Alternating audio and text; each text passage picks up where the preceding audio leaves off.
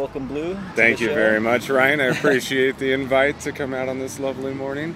Do you want to maybe just talk about how you got involved with the community-funded project, what you were doing before, and why this spoke to you like what it did? I'm still doing what right you're still now, doing, yes. Yeah. So I started on community-funded, I think, a conversation with McCabe, I don't know, probably a year and a half or so now at this point in time. And more than anything, it was just a continuation of a lot of conversations that he and I had had, and he and you had had. I think we all sort of were dancing around a very common concept, and one moment it just sort of clicked, and this really became the reality of, here's the solution that could have helped make a lot of our other dreams possible in the past and could potentially help make a lot of other people's dreams possible in the future. So I think we all got excited about it, and just started the brainstorming process, and as you know, one thing led to another, and we, a year later, I'm still impressed at how well we were able to take a concept and fully develop it in a year's worth of time, from our brains to paper to ones and zeros on a computer. You really realized that this was a tool for more than just small businesses, that this really was a way that any person with any idea, whether they're an organization, whether they're an individual, an inventor, educator, whoever they might be,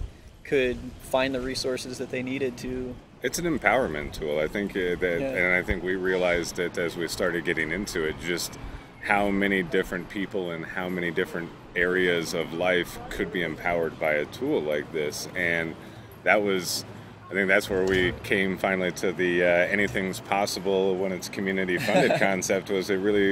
We couldn't find something that we couldn't solve using community funded in one way or another. And it may not always have to do with the financial piece of it. Sometimes it's just connecting people and other resources to come to bear on an idea. So I think that's a good lead in to kind of talking about the history of community funded, because we definitely started from this point of realizing that the technology now existed to really connect people in a way that had never been done in history, and by kind of connecting everybody, their ideas and resources could surmount impossible obstacles. And like you said, our catchphrase is anything's possible when it's community funded.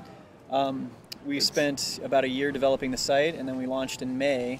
And it's interesting now, I'm just kind of thinking through this, but I definitely feel that the heart of that is still just as true and beating as it's ever been, that anything is truly possible with this platform. However, that said, if we look at our track record so far, granted we have a lot of successes, but there's also just this gap, I feel, in the awareness of what exactly this tool is and how to really use it to do anything.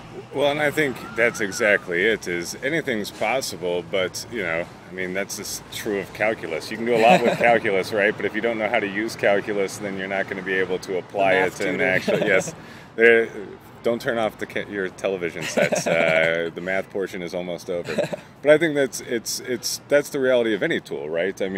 Just because you have the tool out there and available to you doesn't mean you know how to use it effectively and how to get the best out of it. It's in these moments that the statistic that pops out to me, and again, don't turn off your videos yet, only small amounts of statistical data here and there, is that 5% number. 5% of people have even heard of crowdfunding at this point in time, right?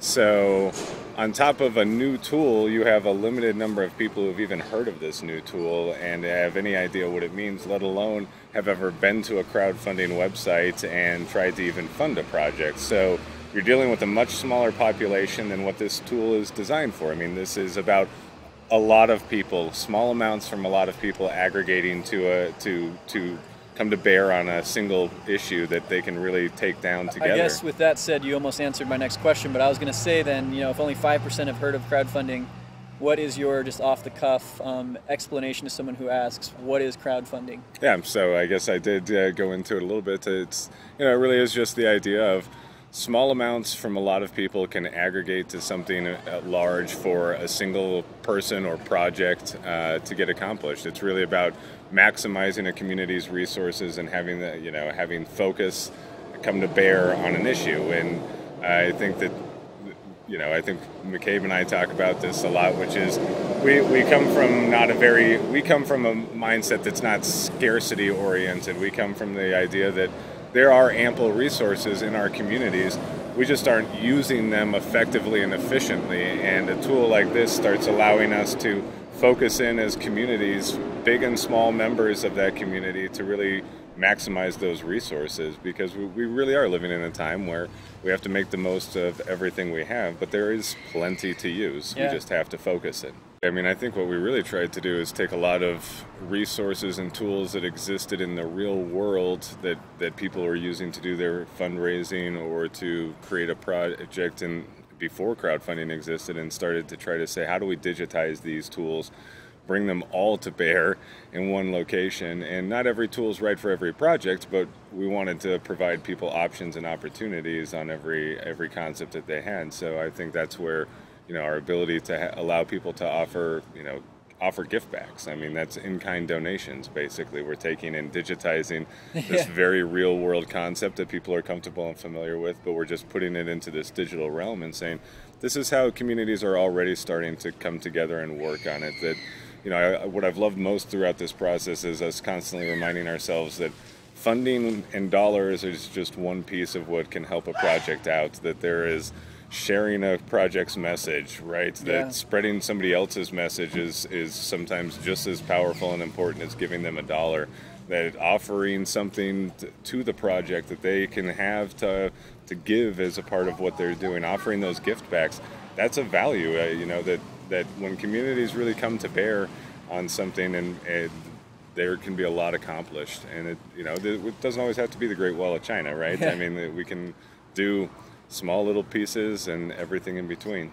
In having this conversation, I feel it's important to almost shift just the thought process from really just, this is how it works, this is, what it is, and really, if you're watching this and listening, really kind of internalizing that there are actions that you can take right now to make a huge difference in the projects that are currently active and will be active. And if you have a project, really consider this as a viable way of making that happen.